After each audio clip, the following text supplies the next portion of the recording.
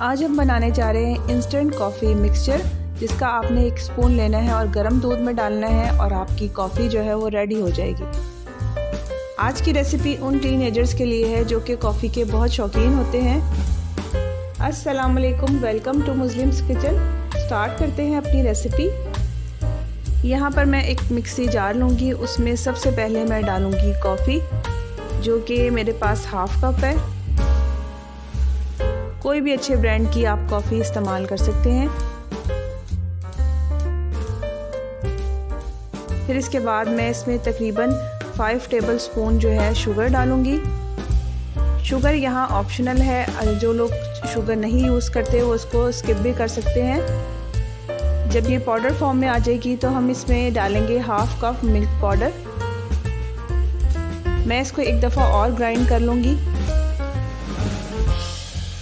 ताकि हमारे पास इसका स्मूथ सा टेक्सचर आ जाए।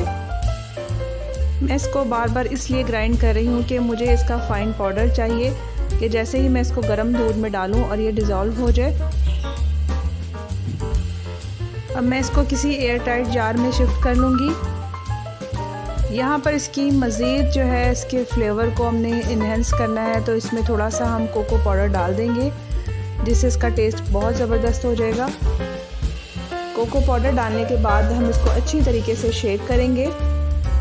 शेक करने के बाद हमारा इंस्टेंट कॉफ़ी मिक्सर जो है वो रेडी हो चुका है। आप इसको बग़ैर फ्रिज के 1 साल तक जो है स्टोर कर सकते हैं, कि बिल्कुल ख़राब नहीं होता। अब इंस्टेंट कॉफ़ी मिक्सचर से हम अपनी अच्छी सी कॉफ़ी बनाएंगे। यहाँ मैंने दूध को गर्म कर लिया था अच्छी तरीके से। अब मग में मैं थोड़ा सा दूध शामिल करूँगी।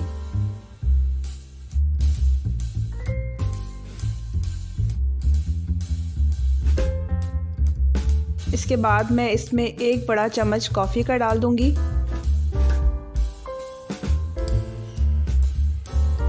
कॉफ़ी आप अपनी जो है टेस्ट के अकॉर्डिंग भी इसमें मज़ीद डाल सकते हैं और इसको अच्छी तरीके से मैं मिक्स करूँगी। तकरीबन 30 सेकंड के लिए मैंने इसको मिक्स किया।